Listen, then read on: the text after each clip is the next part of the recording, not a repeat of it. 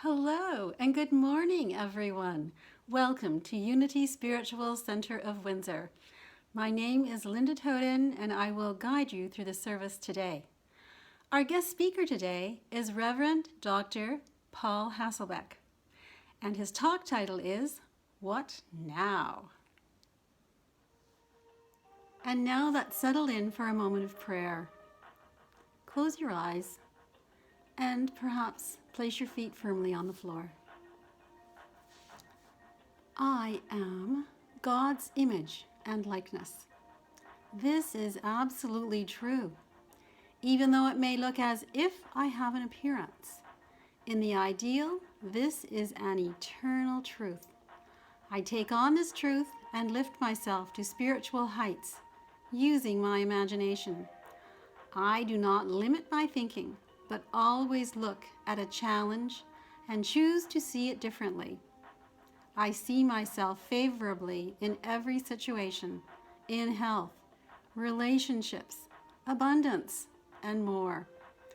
I do not look for the fear or the disease, but for the love, the health, and the wholeness. I can see any situation differently because God lives in me. By first releasing old beliefs which bind me and exchange old viewpoints for new ones, I become the good, wholesome cause of a good and wholesome effect in my body and my affairs. Hold to the truth of Christ. For freedom did Christ set us free. Stand fast, therefore, and be not entangled again in a yoke of bondage. Galatians 5, verse 1. Amen. And now it's time for our first song by Sue Riley and Glen Roethel. I am love.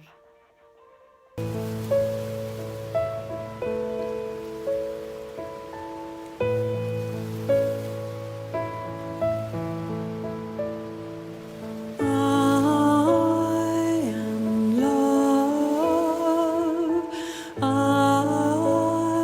am love.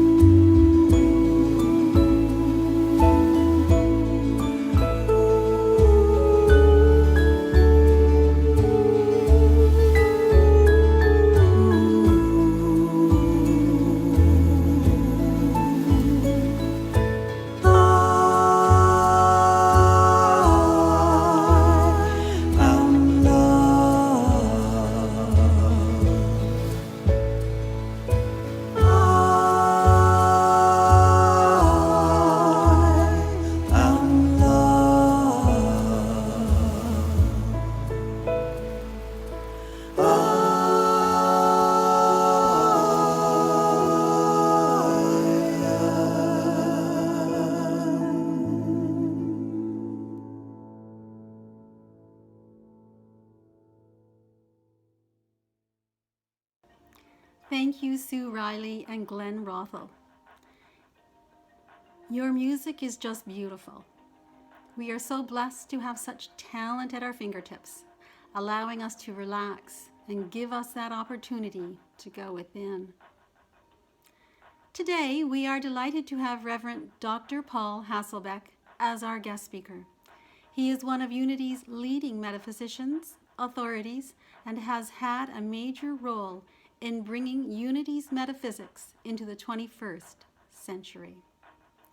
With a genuine passion for clarity, precision, and making Unity teachings understandable and user-friendly, Paul guides people to awaken awareness and deepen their understanding of a metaphysical approach to life.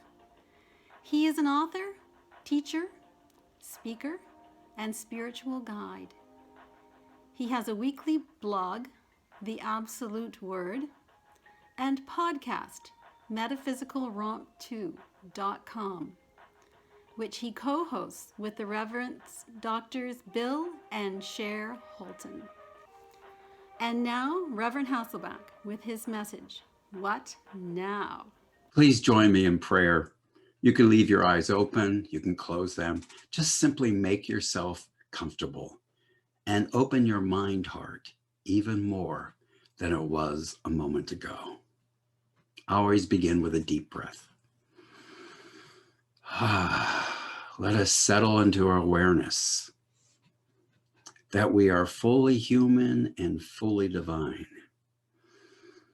And in this now moment, we let go of outer appearances as we remember our inherent divinity right here and right now.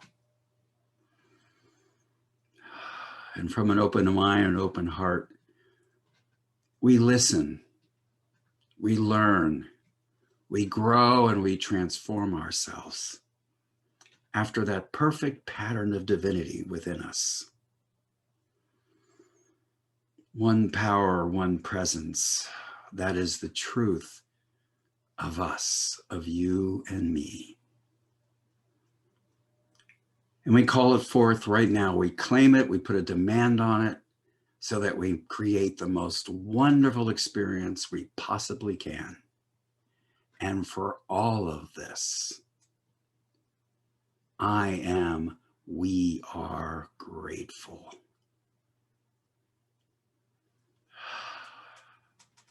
And so it is. Greetings. This is the Reverend Dr. Paul Hasselbeck, and I am delighted to be with you today. And thank you for inviting me. On this slide, you can see my website, paulhasselbeck.com, the website for my podcast, metaphysicalromp2.com, and also my email address, alberthasselbeck@gmail.com. And feel free to email me about metaphysics questions and also to ask me for the whole slide set. I'm happy to share them with you, and Reverend David will have the complete set. Also, you might consider having your cell phone at hand to take any pictures of slides you find interesting. So let's get romping. You know, we hear a lot of phrases that a lot of us say over and over again. And I heard "what now" a lot in the last year, and some of it coming out of my own lips. You know, when something surprising would happen, I'd say, "What now? What now?" Have you done that? And then how about these? "It's always something." And Gilda said, "There's always something. If it's not one thing, it's another." Because actually, that's true. If you're not experiencing one thing, you're experiencing another thing. And if you're not doing either of those, you're probably not living. But she was brilliant. And then she would say, never mind, when she was wrong. And then there's this one. "It is what it is." Boy, I've used that one. And we hear that a lot in our culture now, don't we? And we shouldn't stop there, because "it is what it is often said in like a state of resignation. As "it is what it is, what can I possibly do about it?" Well, you know, Unity and New Thought has an answer to that question. It is what you call it. It's what you name it. If you start thinking about something in a negative light, you are creating that state of consciousness. And if you are thinking of that thing in a positive light, you create that state of consciousness. If it's negative, you'll tend to use the event for the negative. If you're having a positive view of it, you'll tend to find a way to use that, whatever it is, for the good. And so one of the ways we do that is through affirmation, or a word I prefer, assertion. Assertion, because affirmation should be done with a lot of power and with a lot of feeling. And I think of those terms in relation to these quotes. Thou shalt decree a thing and it shall be established. What you decide on will be done. How about you will decide on a matter and it will be established? Well, the thing is, if we're looking for all of those things that happen out there, we are looking in the wrong place. Because the truth is, these are all about in your consciousness, in my consciousness, because everything begins with mind. And we can have lots of thoughts and lots of feelings in mind, but nothing happens until we take action. And when we hold a thought in mind, when we affirm it, when we assert it, we are decreeing a thing in our consciousness, and we're building up mind substance around it until we ultimately take action. And I love this quote from Charles Fillmore. Our dominion, read it with me. Our dominion is over our own thoughts, emotions, and passions. Have you ever thought about that? That your dominion is over your own thoughts, feelings, and emotions. And we actually have limited dominion on things out here and very limited dominion over other people. We can force our will on people, but there's an old saying, a mind changed against its will is of the same opinion still. This is important to know, that no one, no thing can affect your consciousness unless you decide that way. No one or no thing has any power over your thoughts, emotions, or passions. And what if you made that personal? I'm going to do that right now to give you a demonstration. No one or no thing has any power over my thoughts, emotions, or passions. Yes, and that is the truth. Charles also said this, because we often see that stuff out there as stumbling blocks to what we can think, say, do, and act. He said, stumbling blocks at first may seem to be in the physical environment, but closer discernment reveals that they are primarily in the mind. Yeah, if you see something out there and it's a roadblock and you believe it's a roadblock, you're not going to be able to get around it. However, the biggest roadblock to you accomplishing something is your thinking that thing out there is a roadblock. And so I say it this way. Stumbling blocks that appear to be in the outer are primarily in my mind as thoughts and feelings, primarily in your mind as thoughts and feelings. So next time you feel something out there or even think something out there is keeping you from doing something, start with changing your thoughts about it first, changing your thoughts and your feelings. And when I do this, I'm not pointing to my brain. I'm pointing to my consciousness, my mind. And so that what now? Are you empathetic or apathetic? Apathetic or empathetic? So we can approach things see them as being apocalyptic or optimistic. So are you an apocalyptimist or a apocalypse, something like that? So think of this dandelion. It started as a seed and it was underneath that asphalt. And when that seed germinated, it had to have the faith and determination to push its way up through that asphalt, that apocalyptic event in its life, in order to turn into this beautiful dandelion. Oh, I know some of you don't like dandelions, but the flowers are beautiful and the seed pods are amazing. And so I would call this plant an apocalyptimist. Yes, apocalyptimist. That word is found in the Urban Dictionary, and it essentially means that an apocalyptimist is a person who knows the world's going to hell in a handbasket and know the outcome is going to be good anyway. And aren't we Unity students like that in a way? And when we do that, when we have this apocalyptimistic outer view or viewpoint, we will tend to use whatever's happening for our good, for the good of others, and to create blessings around us. So when one of these what now events happen, we're asking, well, what is it? And we might ask why it's happening. Why is this happening to me? Why is this happening to the world? Those are good questions, but none of them are as good as the question how.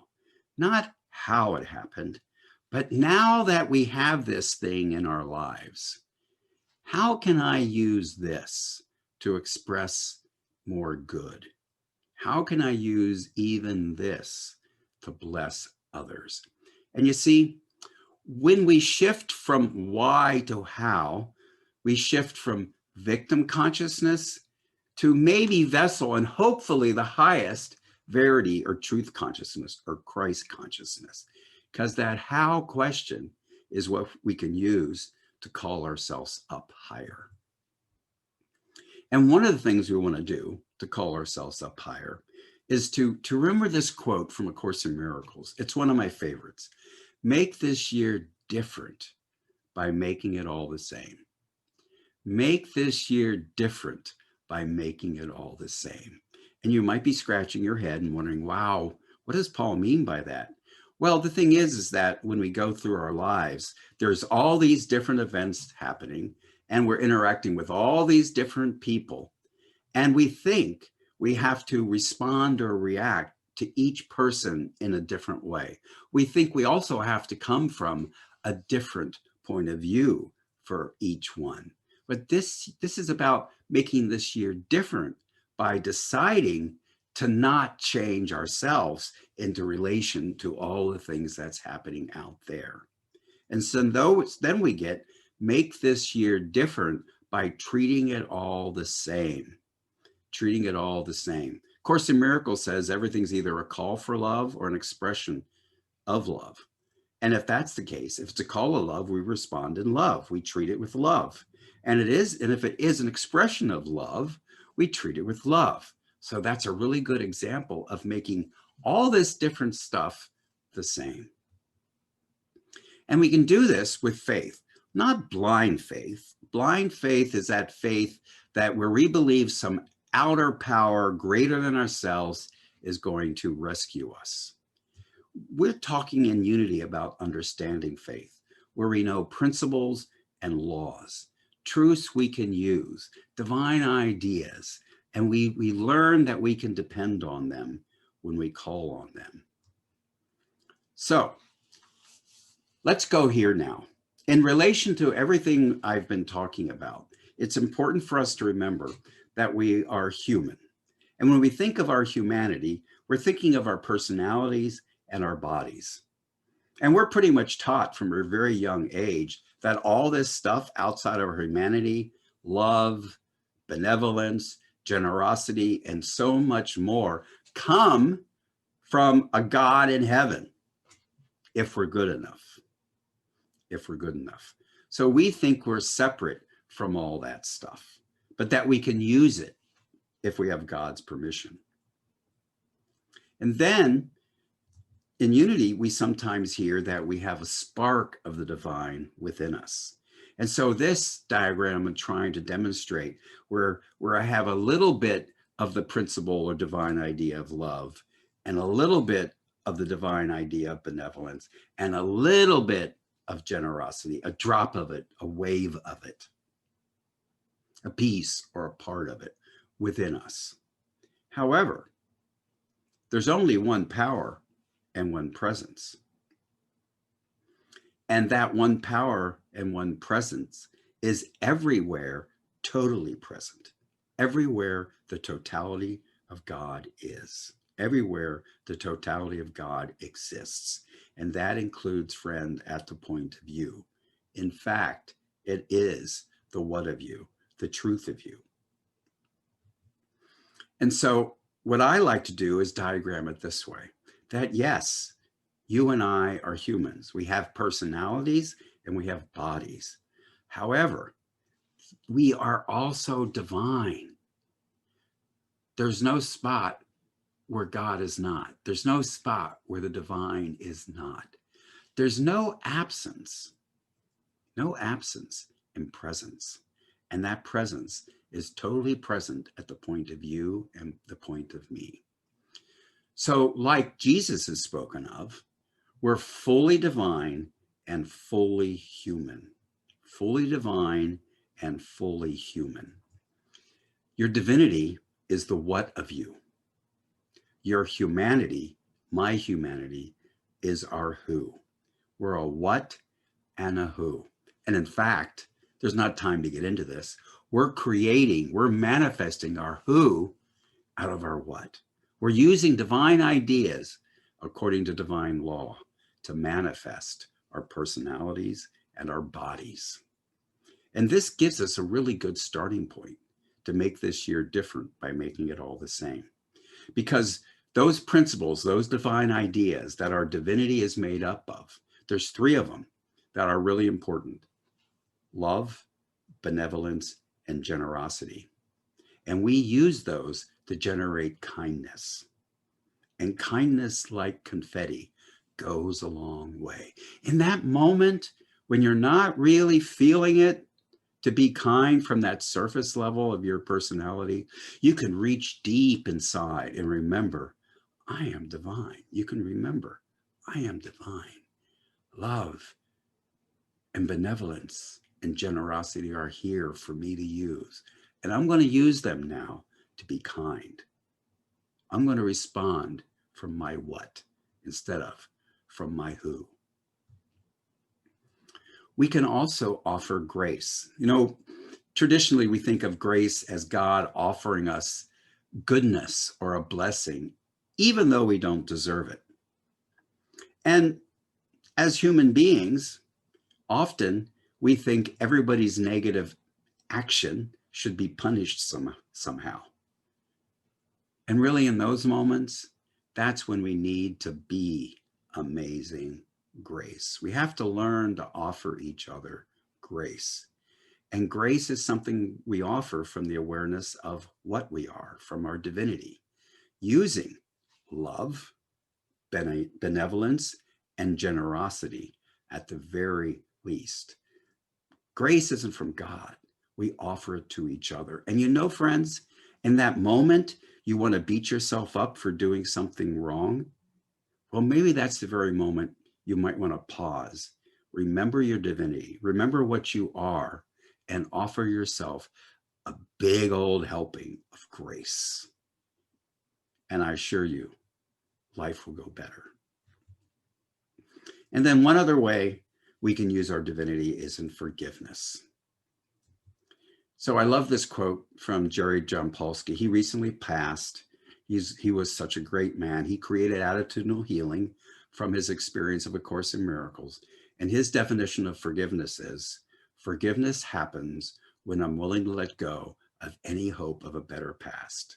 And I always get a smile when I say that. I chuckle, because when we are unforgiving about something someone did, it's something they did in the past, not in the present, as if our being unforgiving will somehow change that past event.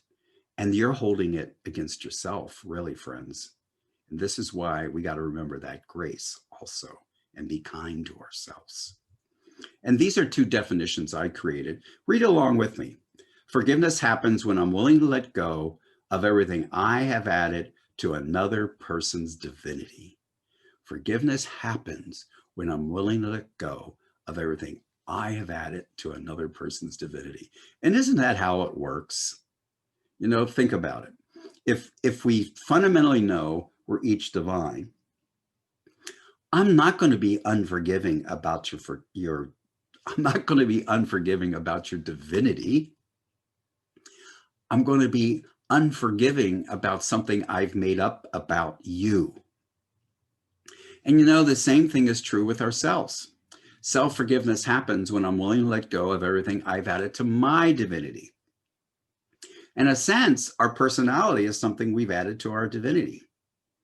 And I am unforgiving of myself when I'm focused on those adverse aspects of my personality, of my humanity. And I got to really learn to let that go. I got to offer myself some kindness and some grace, because those are mere perceptions of myself. Those are changeable, where my divinity is permanent, inherent, innate, and unchangeable. So we got to offer ourselves forgiveness as well. And so what now? Well, the answer is really pretty simple. The answer is, now what? When you're in what now, and starting to go down that path maybe of negativity, now what? You and I, we have to remember our what we are, not who we are. We have to remember our divinity. And that's a way we put God first, not that external God. We put our divinity first. That's what. I put my divinity first. And so when something happens that's an emergency, yeah, we might have to make a 911 call. But that's definitely long distance compared to this call, a 111 call. When you're in what now, remember the 111 call. Remember now my what. Because I want to be living, because you want to be living, I think, from your divinity. Because it's from there that we make this year different by making it all the same. Because whatever's happening, we decide we're meeting that from our innate divinity and not from the surface of our personalities, of our humanity.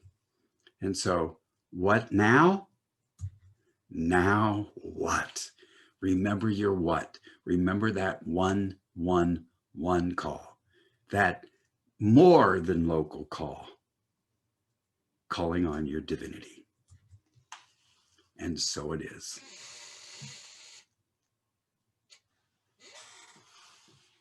And so, friends, I invite you now into a time of meditation. I invite you to take a deep breath. Let's take another one.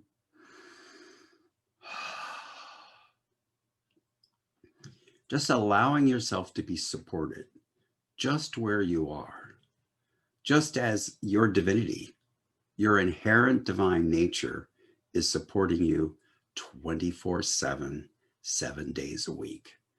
So let us just settle in. And as we close our eyes, we let go of the awareness of the outer realm and pivot our awareness inward to that still pull, that place within us of infinite potential, our divine nature. And we do this to restore a more firm awareness of our divinity.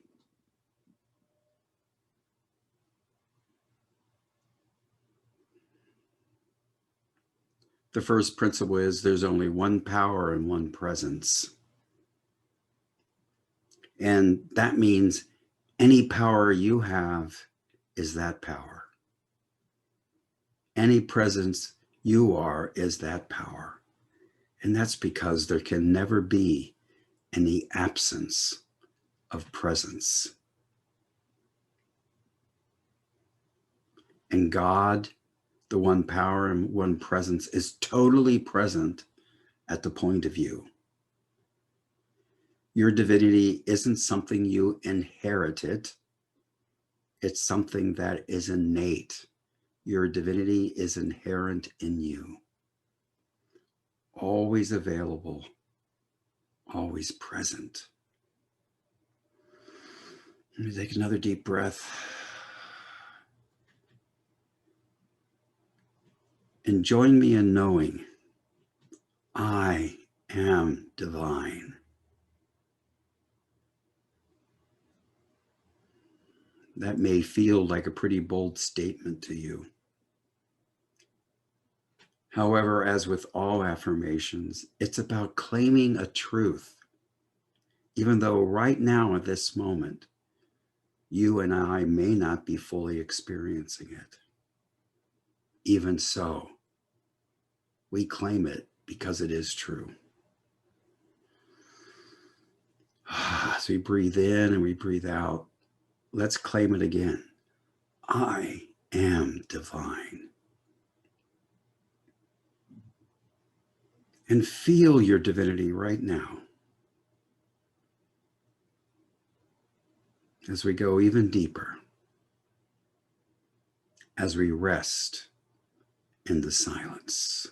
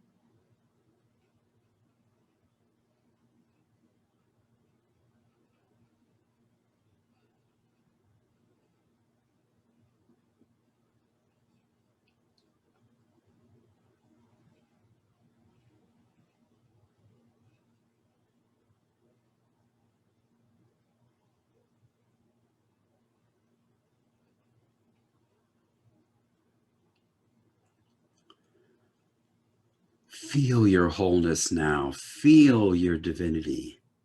And yes, feel your humanity too. You are, I am, fully divine and fully human.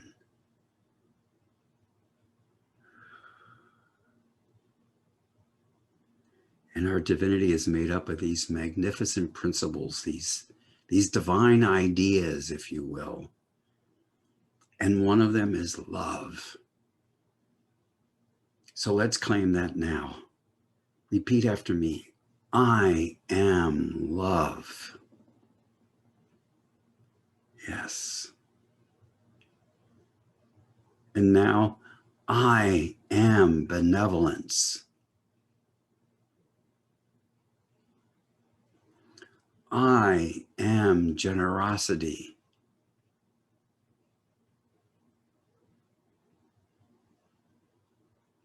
And friends, we use our love, we use benevolence, we use generosity to be kind, to offer grace, and to be forgiving.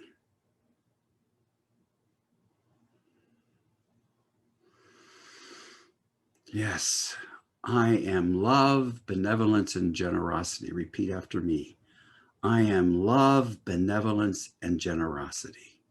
And so you are, and so I am, and so it is. Amen.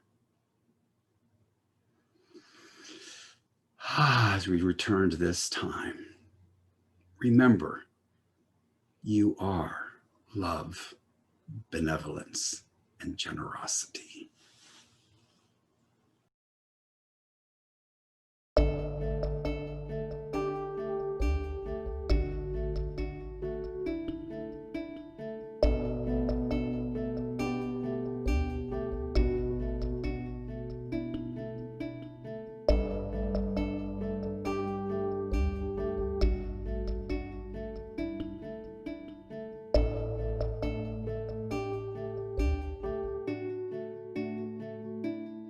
power of now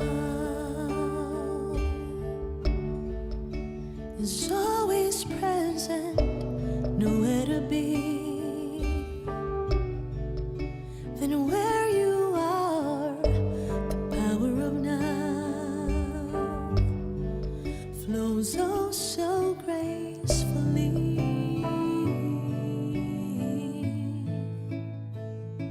The power of now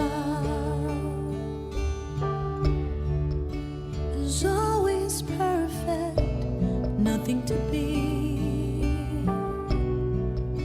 Then who you are, the power of now flows oh so easily.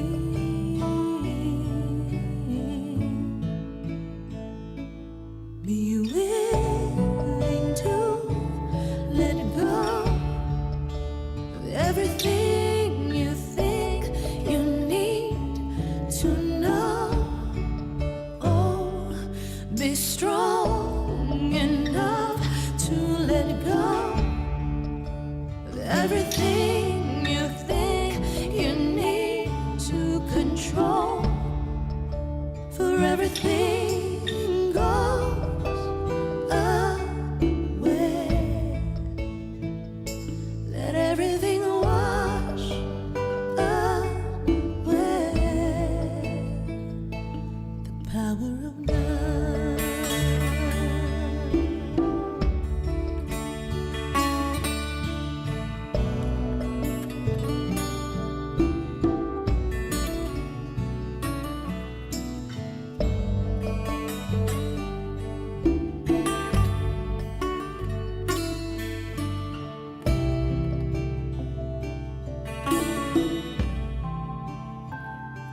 The power of now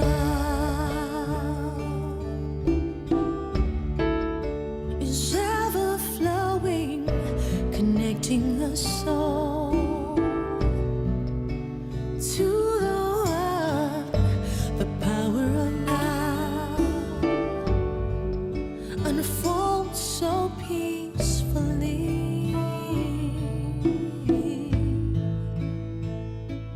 Be willing to let go of everything you think you need to know. Oh, be strong enough to let go of everything you think you need to control. For everything goes away. Let everything wash away. The power of now. The power of now.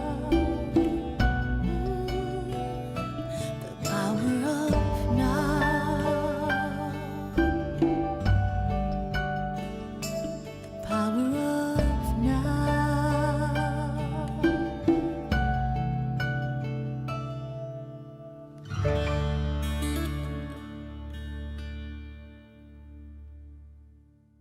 Thank you, Reverend Dr. Paul Hasselbeck. You have given us such an insightful talk on metaphysics. I especially like the picture of the dandelion pushing up through that insurmountable asphalt.